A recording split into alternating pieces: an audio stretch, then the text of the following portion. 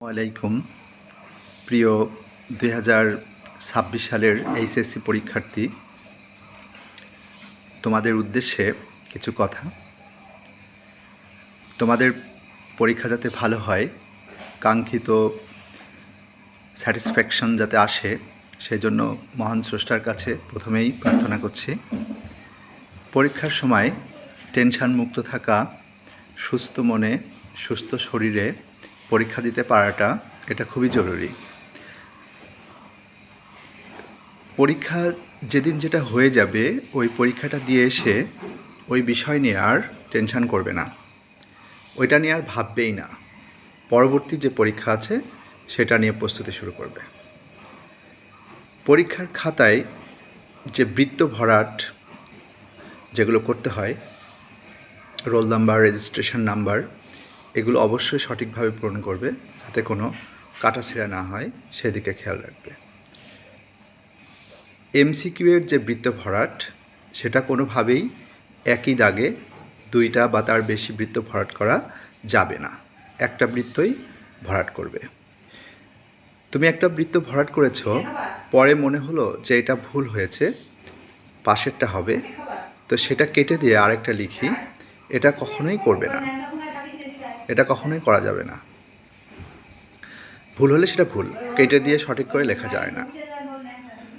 প্রিয় শিক্ষার্থী, রিটেনের ক্ষেত্রে যেটা শিখেও যে খাতার যে মার্জিন টানার যে ব্যাপারটা, সেটা অবশ্যই করবে, পেন্সিল দিয়ে টানবে। খাতার স্কেল ধরে পেন্সিল দিয়ে মার্জিন টানবে, কালার পেন বা বল পেন ব্যবহার করার দরকার নেই। আর মার্জিন যে টানলা খাতার, সেই এবার যে তুমি উত্তর লেখা শুরু করবা, সেটা মার্জিনের পাশ থেকে লিখবা। মার্জিনের সাথে তোমার উত্তর লেখার শুরুর অংশ যে জায়গা, ওখানে কোনো ফাঁকা রাখা যাবে না।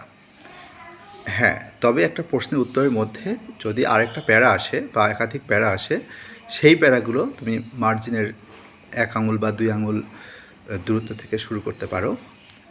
সেক্ষেত্রে তোমার দ্বিতীয় লাইন থেকে আবার সেই মার্জিনের কাছেই চলে আসতে হবে। শিক্ষার্থী বন্ধুরা, যখন একটা প্রশ্নের তুমি উত্তর লিখছো, ধরো 1 নম্বর প্রশ্ন উত্তর, সেখানে ক আছে, খ আছে, গ আছে বা ঘ আছে, বা ক খ আছে শুধু, বা ABCD আছে, তো সেই 1 নম্বর প্রশ্নের উত্তর ক লিখে উত্তর লিখে ফেলবা, ফেলে একটা হালকা দাগ দিয়ে দেবা নিচে।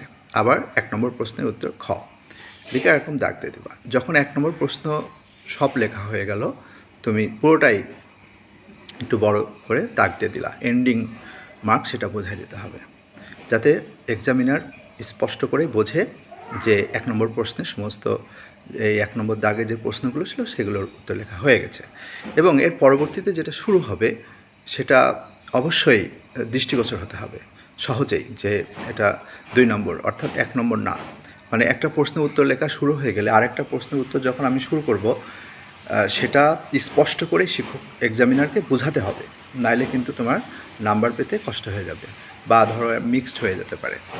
প্রিয় শিক্ষার্থী বন্ধুরা, একটা প্রশ্নের উত্তরের মধ্যে যদি একাধিক আবার প্যারা আসে, তো সেই প্যারাগুলো স্পষ্ট করে বোঝানোর জন্য একটু ফাঁকা রাখা জরুরি আছে। প্রত্যেকটা প্রশ্নেই, প্রত্যেকটা পরীক্ষায় এভাবে গুরুত্ব সহকারে লিখতে হবে। তোমার হাতে লেখা তুমি এখন চেঞ্জ করতে পারবে না, কিন্তু হাতে লেখা যাতে সহজ পাঠ্য হয়, সহজে যেন বোঝা যায় যে কী লেখা হয়েছে।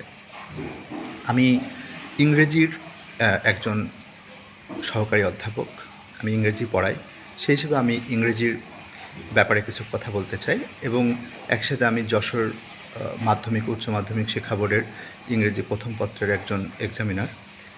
তো আমার সেই অভিজ্ঞতা থেকে আমি বলতে চাই, ইংরেজি তুমি answer to the question number 1 এ দিয়ে, এখানে শুধু এ দিয়ে ওর যে উত্তর, যে রোমান সংখ্যার 1 2 3 4 থাকে, সেটা লিখে আবার সেই ওয়ার্ডটা লিখে দিতে হবে, ওয়ার্ড বা ফ্রেজ।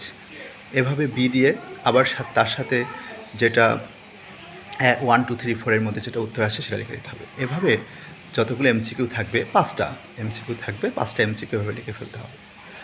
প্রত্যেকবারই অ্যান্সার অ্যান্সার অ্যান্সার এ কথা লেখা যাবে না। শুধু যে তুমি একবার লিখলা যে answer to the question number 1 এ দিয়ে, এবার বড় হাতের ওটা দিয়ে, এবার ছোটো হাতের ABCD বা যেভাবে থাকে ওভাবে লিখে দিতে হবে, বারবার অ্যান্সার লেখা যাবে না। ঠিক একইভাবে আবার answer to the question number A, answer to the question number 1B, এই বি পার্টে কোশ্চেন আনসার থাকে। কোশ্চেন আনসারে অনেকে কী করে, ওর ভিতরে যে আবার ABCDE থাকে, ওইটা আবার অ্যান্সার লেখে, ওইটা লেখা যাবে না। ওইটা একেবারে এ দিয়ে তুমি উত্তর লিখে দেবে, বি দিয়ে উত্তর লিখে দেবে। এই প্রশ্নের উত্তর লেখার ক্ষেত্রে সবচেয়ে যেটা জরুরি সেটা হচ্ছে প্রশ্নটার বাংলা বুঝতে হবে। প্রশ্নটার বাংলা বুঝে প্যাসেজের সাহায্য নিয়ে, প্যাসেজ থেকে কোট না, কোনো কিছুই প্যাসেজ থেকে কোট না করে প্যাসেজের সাহায্য নিয়ে প্রশ্নে যে তোমার কাছে যেটা জিজ্ঞাসা করা হয়েছে সেটার উত্তর লিখতে হবে শুধু। প্রিয় শিক্ষার্থী, এক্ষেত্রে অনেক সময় একটা ভুল হয়ে যায়, সেটা হচ্ছে ইন্টারোগেটিভ সেন্টেন্সের সাহায্যকারী ভার্বটা সাবজেক্টের আগে থাকে, ইন্টারোগেটিভ সেন্টেন্সের সাহায্যকারী ভার্ব সাবজেক্টের আগে থাকে, অ্যাসার্টিভ সেন্টেন্সে ওইটা সাবজেক্টের পরে লিখতে হয়। তো সাবজেক্টের পরে লিখতে যে কী করা হয়, ওই যে অধিকাংশ স্টুডেন্ট সেই অক্সিলারি ভার্বটা সাবজেক্টের পরে আর দেয় না, এটা ভুলে যায়। এটা একটু খেয়াল রাখতে হবে, নাহলে এখানে নাম্বার কাটা যায়। আর অক্সিলারি ভার্ব হিসেবে যদি কোশ্চেনে ডু ডাজ ডিড থাকে, সেই বাক্যটা যদি নেগেটিভ না হয় তাহলে ওই ডু ডাজ ডিড অবশ্যই উঠে যাবে। আর এক্ষেত্রে যখন ডাজ উঠে যাবে তখন ভার্বের সাথে এসবি এর যোগ হবে, ডিড উঠে গেলে ভার্বের পাস্ট ফর্ম হবে, আর ডু উঠলে বেস ফর্মই থাকবে। এই যে বিষয়গুলো, এইগুলো একটু খেয়াল রাখতে হবে। আরেকটা বিষয় হচ্ছে তোমার কোশ্চেনে দেখা যায় কোটেশন মার্কস দিয়ে থাকে অনেক সময়, সেক্ষেত্রে কোটেশন মার্কস দিয়ে ওই উক্তিটা আগে তুলে দিতে, স্টেটমেন্টটা আগে তুলতে হবে, তুলে তারপরে তার এক্সপ্রেশন দিতে হবে সুন্দর করে। আর যদি পয়েন্ট দেওয়া যায়, যেমন ধরো অনেক সময় প্রশ্ন এমন হয় রিজনস দেখাতে বলে বা রেজাল্টস দেখাতে বলে, এরকম সেগুলো হচ্ছে তোমার পয়েন্ট আকারে লিখতে হবে, ওর মধ্যে আবার পয়েন্ট দিতে হবে, এবং সেই পয়েন্টগুলো রোমান সংখ্যার 1, 2 হতে পারে, যে ডান দিকে একটু সরিয়ে দিতে হবে। গ্যাপ যেগুলো, যেমন গ্যাপগুলো সবসময়ই তোমার answer to the question number 4, answer to the question number 5 এভাবে দিয়ে ABCD করে লিখে দেবা। ABCDE, বামে, ডানে হচ্ছে FGHIJ, কিন্তু এ, তারপর ডানে বি, বামে সি, ডানে ডি, এভাবে লেখা যাবে না। সামারিটা কখনোই হুবহু প্যাসেজ থেকে কোট করা যাবে না, সামারিটা তোমার নিজের মতো করে লিখতে হবে। সামারি লেখার ক্ষেত্রে সবচেয়ে কৌশল হচ্ছে তুমি ওই সামারির ওই প্যাসেজের মূল যে ওয়ার্ডগুলো সেগুলো বাছাই করে প্যাসেজের সাথে রিলেটেড বাক্য তৈরি করে দিবে। শুরুতে অবশ্যই লিখবা দ্য প্যাসেজ ইজ অ্যাবাউট, দিয়ে ওখানে যেই ব্যাপারের প্যাসেজটা থাকবে সেটা। সামারি কখনোই প্যাসেজের 3 ভাগের 1 ভাগের বেশি হবে না, এটা মাথায় রেখো। রিঅ্যারেঞ্জমেন্ট যেটা, ওইটা বক্স আকারে বা অ্যারো চিহ্ন দিয়ে ABCDEFGH যে সিরিয়াল আসে ওইটা লিখে দিবা, তারপরে প্যাসেজ আকারে গল্পটা লিখে দেবা। তারপর রিটেন পার্টেও ওরকম স্পষ্ট করে answer to the question number 7 দিয়ে প্যারাগ্রাফের যে নাম, সেই নামটা অবশ্যই প্রথম অক্ষরটা বড়াতে দিতে হবে। যদি একাধিক ওয়ার্ড থাকে নামে, তাহলে প্রত্যেকটা ওয়ার্ডেরই প্রথম অক্ষর ক্যাপিটাল হবে। প্যারাগ্রাফে কখনোই প্যারা হবে না, এটা মাথায় রেখো। অনেকে প্যারাগ্রাফে প্যারা করে ফেলে, প্যারাগ্রাফে একটাই প্যারা হবে। চিঠিতে যেটা হয়, স্টোরি টাইটেলেও সেই প্যারাগ্রাফের মতো, স্টোরিতে একাধিক ওয়ার্ড আসলে টাইটেলে প্রত্যেকটা ওয়ার্ডের প্রথম অক্ষর অবশ্যই ক্যাপিটাল হবে।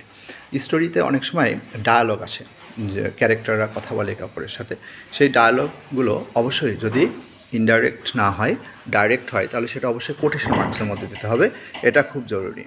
এবং আরেকটা বিষয় যেটা হচ্ছে কোটেশন মার্কসের মধ্যে প্রথম অক্ষর সবসময় ক্যাপিটাল হবে, অর্থাৎ বড় হাতের হবে।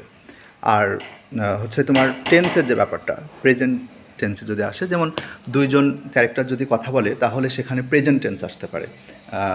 অতীতের একটা ঘটনা বর্ণনা হচ্ছে, কিন্তু সেই অতীতের ঘটনার মধ্যে বর্তমান সময় আসতে পারে, আর বর্তমান সময় যদি আসে তাহলে সেটা প্রেজেন্ট টেন্স হবে। ধরো তুমি স্টোরিটা দিচ্ছ পাস্ট টেন্সে, স্টোরিটা, কিন্তু তোমার ওখানে যে যখন ডায়ালগ হচ্ছে ডাইরেক্ট ন্যারেশানে, তখন ওইটা প্রেজেন্ট টেন্সে হবে। এইগুলো একটু খেয়াল রাখতে হবে, বানান খেয়াল রাখতে হবে, সাবজেক্ট ভার্ব অ্যাগ্রিমেন্ট খেয়াল রাখতে হবে, তাহলে দেখবা তোমার মার্কসটা ভালো আসবে।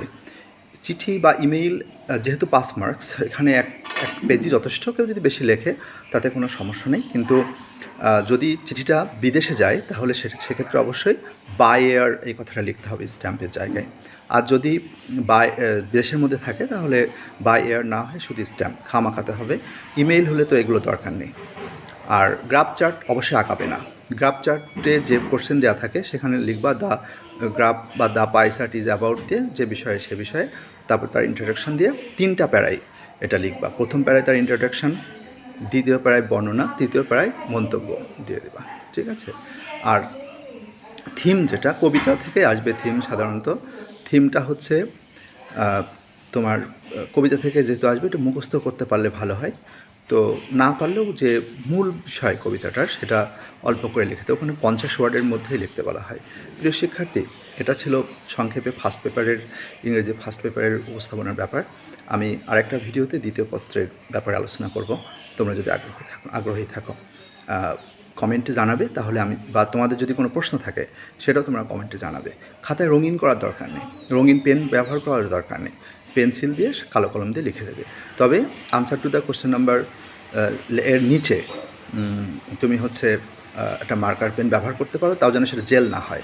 আবার ওই যে একটা প্রশ্ন উত্তর লেখা হয়ে গেলে যে এন্ডিং মার্ক, সেক্ষেত্রেও তুমি হচ্ছে মার্কার বা কালার পেন ব্যবহার করবা, কিন্তু সেটা বল পেন হলেই ভালো হয়। সকলের জন্য শুভকামনা। খুব শীঘ্রই দেখা হচ্ছে দ্বিতীয় আরেকটা ভিডিও নিয়ে ইংরেজি দ্বিতীয় পত্রের প্রস্তুতির ব্যাপারে।